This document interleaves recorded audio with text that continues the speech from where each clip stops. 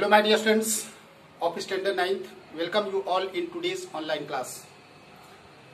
My dear students, as you all know it very well that we are learning the chapter 5th.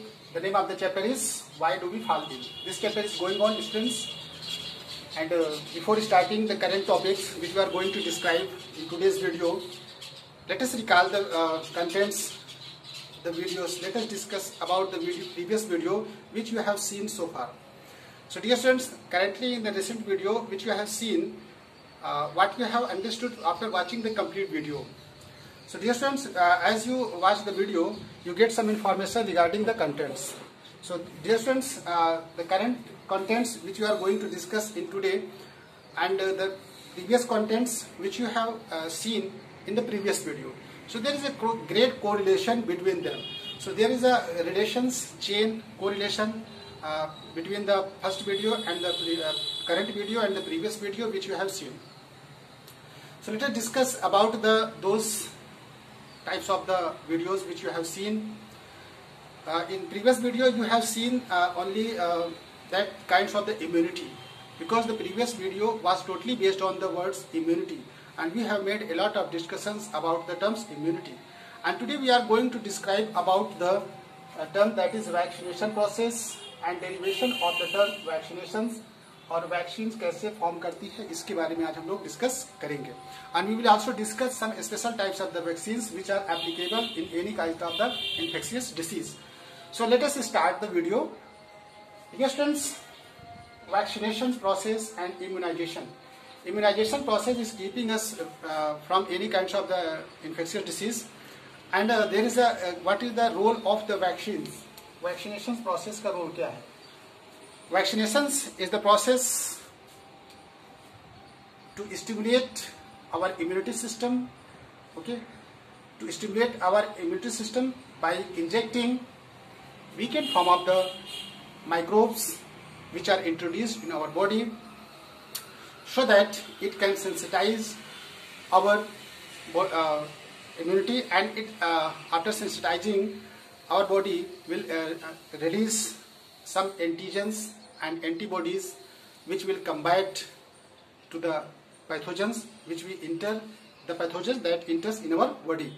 So dear students, these types of the discussions, that is the main motto behind that is so that we can understand it clearly. Dear students, vaccines, what is the main motto behind developing the vaccine? So before going to the words, Latin words vaccines, that is the two words, that is a vacca or vaccinia.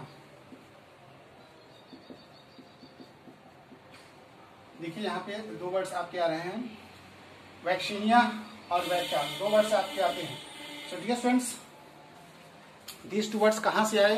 Latin words, ये जो root words हैं ये Latin words कहाँ से आए इसके बारे में हम लोग डिस्कस करते हैं. Dear students, before 3 centuries ago, smallpox was a fatalist disease, and every countries are facing a kinds of the problems due to the smallpox. The smallpox has spread in all areas, entire areas. So it has taken a form of the epidemics, okay, and it has also increased in the entire world. That is, we are talking about that. So Edward Jenner, first of all, the Edward Jenner, who was the English physician, made an important observations that led to the theory of immunizations. For centuries, smallpox was the most dreadful disease. Smallpox जो होता है, जिसकी हिंदी में इसको चेचक कहते हैं, smallpox जो होता है वो dreadful disease हुआ करता था. तो एडवर्ड जेनर ने क्या किया, इंग्लिश फिजिशियंस, उन्होंने ऑब्जर्व किया कि जो स्मॉलपॉक्स डिसीज है ये मिल्क मैड जो होते हैं लोग, जो मिल्क मैड जो काऊ के साथ रहते हैं, जो दुधिया लोग होते हैं जो मिल्क का काम करते हैं, उनमें पॉसिबिलिटी स्मॉल पॉक्स होने की बहुत कम चांसेस होते थे. ठीक है, बहुत कम चांसेस होते थे कि उनको स्मॉल पॉक्स जल्दी नहीं होता था. तो उसको एक आइडिया प्राप्त हुआ, he get an idea that small pox that is related to the cow pox. तो जो काउ पॉक्स में होता था, जैसे काउ में चेचक वगैरह जो होता था, काउ पॉक्स, उससे मिलता जुलता ये वर्ड्स हुआ करता था. तो काउ पॉक्स में आप यहाँ पे देख सकते हो, काउ पॉक्स में जो चेचक वर्ड है और जो स्मॉल पॉक्स फैल रहा होगा, तो इसमें क्योंकि वो लोग उन्हीं के पास रहते थे, तो इससे क्या है कि उनको वो फाइट करने की पावर उससे वो मिल जाती थी।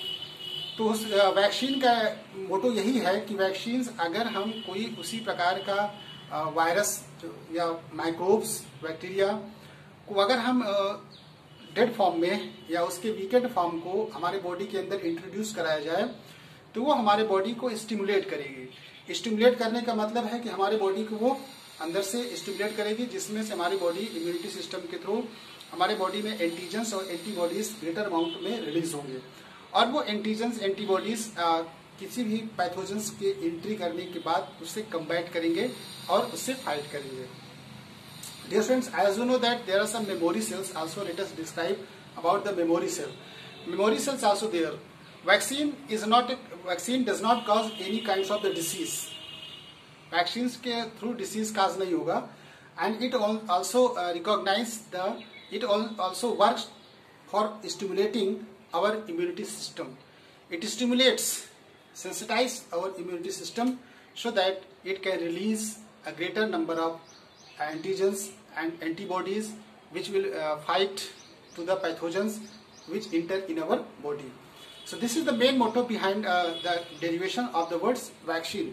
तो एडवर्ड जेनर ने क्या किया, एडवर्ड जेनर को ये मन में आइडिया आया कि अगर हम कोई ऐसा weekend form of the microbes को अगर हम हमारे बॉडी में इंट्रोड्यूस कराएं, या उसके डेडली फॉर्म को इंट्रोड्यूस कराएं बैक्टीरिया के केस में या किसी भी डिसीज के केस में, इन्फेक्शियस डिसीज, तो वो उससे क्या करता है, फाइट करता है।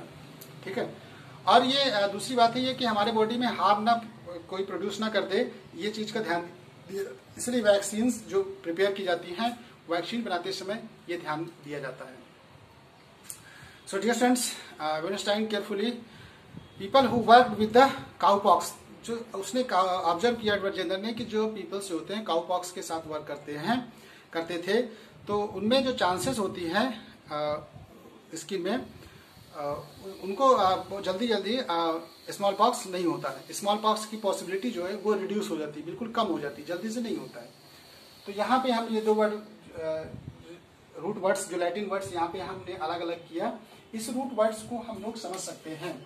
वैका का मतलब होता है यहाँ पे Latin words, that is cow stand for. Vaccinia का मतलब होता है वैक्सीन। तो वैक्सीन यहाँ से दो वर्ड्स निकले, वैक्सीन का वर्ड डेरिवेशन यहाँ से रूट वर्ड से हुआ। तो ये दो आप देख सकते हो वर्ड्स कि वैक्सीन का वर्ड लैटिन वर्ड से ही डिराइव हुआ है, रूट वर्ड्स वहां से निकले हुए हैं, इसके मूल शब्द। एडवर्ड जेनर ने इसको ऑब्जर्व किया था। तो एडवर्ड जेनर इस चीज को ऑब्जर्व किया और उसने एक्सपेरिमेंट किया on 8 years old boys, James Milder's symptoms of cowpox, but recovered after several days because cowpox is very mild disease. When Jenner repeated the vaccinations using the smallpox material after a few weeks, the boy did not develop the disease and remained healthy. अब वो cowpox अगर उसको हुआ है तो उसको small pox जल्दी नहीं होता, क्योंकि cowpox is similar to the smallpox. तो अब ये डिसीज की बात हो रही है, क्योंकि अगर उसको काउपॉक्स हुआ है तो वो रिकवरी कर लेता है, तो स्मॉल पॉक्स उसको नहीं होता है। ठीक है। तो एडवर्ड जेनर ने इस चीज को ऑब्जर्व किया। अब यहाँ पे देख सकते हो कि there are so many available, there are many vaccines are available in our country for fighting the particular disease, that is infectious disease. So dear friends, before going to discuss about that, let us discuss derivation of the term vaccine कैसे derive हुआ, ये आपको मैंने बता दिया। How are vaccines are made, vaccines का formation कैसे होता है। वैक्सीन्स के फॉर्मेशन की बात करें अगर, तो हम ये डिस्कस कैसे करें कि वैक्सीन्स का फॉर्मेशन कैसे कैसे होगा, ये बात थोड़ा सा डिस्कस कर लेते हैं। तो ये वैक्सीन्स आपकी जो फॉर्म होगी, ये वैक्सीन्स जो आपकी फॉर्म होती है, how are vaccines are made. तो वैक्सीन्स क्या, वैक्सीन्स बनते कैसे हैं, how are vaccines are made. Vaccines बनेंगे कैसे, वैक्सीन्स आर एंटीजेंस। वैक्सीन हमारे एक प्रकार की क्या है, एंटीजन है। वैक्सीन्स आर एंटीजन होती है, दैट इज इंजेक्टेड, जो इंजेक्ट की जाती है हमारे बॉडी में टू एक्टिवेट एक्टिव इम्यूनिटी। आपने देखा कि ये केवल इसका एक मोटो है कि हमारे बॉडी में इंजेक्ट कराई जाती है, सॉलिड कराई जाती है टू एक्टिवेट इम्यूनिटी। इम्यूनिटी को एक्टिवेट करती है। एक्टिवेट करने का मतलब है कि स्टिमुलेट करती है, और स्टिमुलेट करने के बाद रिस्पॉन्स देती है person body to the production of the antibodies stimulate करने के बाद हमारे बॉडी में एंटीबॉडीज रिलीज होगा। वो एंटीबॉडीज जो ग्रेटर अमाउंट में रिलीज होगा antibodies which will fight the pathogens, जो पैथोजेंस से फाइट करेंगे, किल करेंगे। तो यहाँ पे वैक्सीन का हम अगर यहाँ पे डिस्कस करें कि वैक्सीन कितने प्रकार से बनेगी, मेथड्स वैक्सीन के क्या हैं, तो वैक्सीन हमारी जो प्रिपेयर होती है, ये पहला मेथड है killed violent vaccine. Killed violent vaccine किस मेथड से? एक पहला मेथड है killed violent organisms. Killed violent organisms से जो बनाई जाती है vaccine. Dear students, as you know that in case of the bacterial disease, bacteria can be spoiled by providing sufficient amount of heat or by any chemicals. So हम अगर killed virulent organisms, या तो killed organisms या virulent का मतलब होता है that is related to the toxic, viral मतलब विषैला, विषैली चीजों से अगर हम विषैले ऑर्गेनिजम्स को किल्ड करके अगर हम अपने बॉडी में इंट्रोड्यूस कराएं, तो ये हमारे बॉडी में इंट्रोड्यूस करने के बाद क्या करते हैं कि ये एक्टिवेट करते हैं एंटीजेंस को हमारे बॉडी में। Okay, killed violents for whooping cough, जैसे in this case the bacteria is killed और heat by chemical which denatures is enzymes. Chemicals जो हम यहाँ पे इंट्रोड्यूस कराएंगे, वो केमिकल्स बैक्टीरिया के एंजाइम को डिस्ट्रॉय करेगी। ठीक है, एंजाइम्स जो होते हैं वो प्रोटीन होते हैं, तो वो क्या होते हैं कि वो डिस्ट्रॉय हो जाते हैं। Okay, by injecting the killed violent organisms. तो किल्ड वायलेंट ऑर्गेनिजम्स के थ्रू ऐसे हम यहाँ पे डेड पैथोजेंस को अपने बॉडी में एंट्री कराया जाता है through the help of the vaccine. और ध्यान ये दिया जाता है कि कोई वो डिसीज क्रिएट ना करे। But it will process the antigenic sites on the its surface that recognise the T cells and lymphocytes and result in the production of the antibodies. अब हम किसी माइक्रो ऑर्गेनिजम्स को किल्ड करके अगर body में introduce करा रहे हैं, तो इसका मतलब है माइक्रो ऑर्गेनिजम्स को किल्ड तो कर देंगे, लेकिन फिर भी उसके सरफेस में वो एंटीबॉडीज प्रेजेंट होता है, एंटीबॉडीज उसके सरफेस में रहता है। और वो जब हम अपने बॉडी में इंजेक्शन के थ्रू इंट्रोड्यूस कराया जाता है, तो वो एंटीबॉडीज हमारे इम्यून सिस्टम को एक्टिवेट करती है, स्टिमुलेट करती है, और इसकी वजह से वो किसी भी पैथोजन से फाइट कर सकती है। तो किल्ड वायलेंट वैक्सीन से हम लोग बना सकते हैं। Okay, but there is a chance of pathogens replicating and causing infection. लेकिन इसमें ध्यान ये दिया जाता है कि ऐसा कोई ये ना हो कि इस पैथोजन को रिप्लिकेट करने पे ये हमारे बॉडी में कोई इन्फेक्शन क्रिएट हो जाए। It is very important to note down that. एक मेथड ये हुआ कि सीधी सी बात करें तो किल्ड वायलेंट ऑर्गेनिजम्स के थ्रू ही बनाया जा सकता है वैक्सीन। कैसे? किसी भी ऑर्गेनिजम्स को किल करने के बाद ऑर्गेनिजम्स को अगर हम डिस्ट्रॉय कर दें, तो फिर भी डिस्ट्रक्शन के बाद भी क्या होता है, किल्ड होने के बाद भी उसके सरफेस पे एंटीबॉडीज रहते हैं।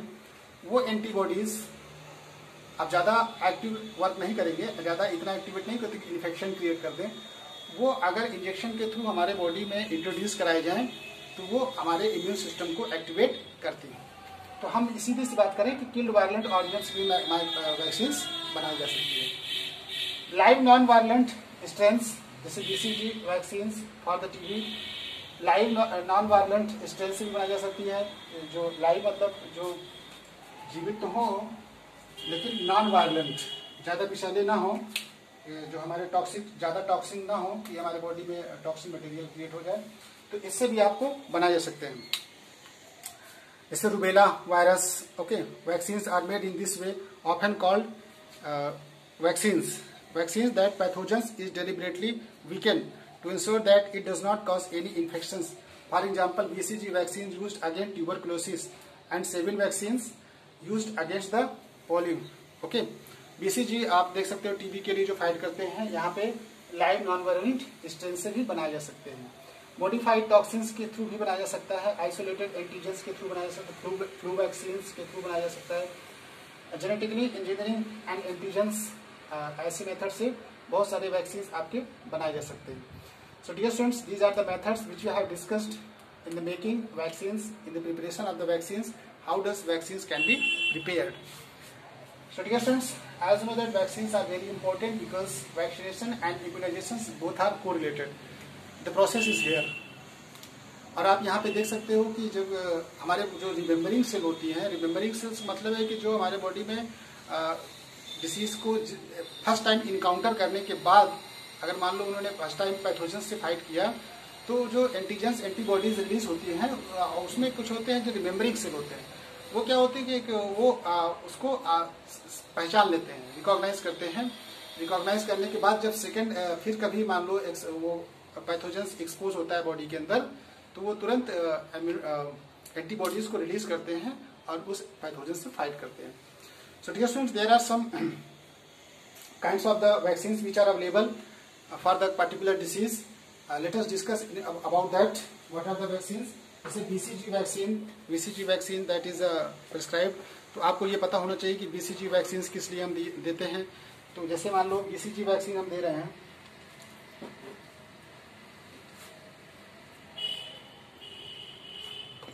BCG vaccine, okay,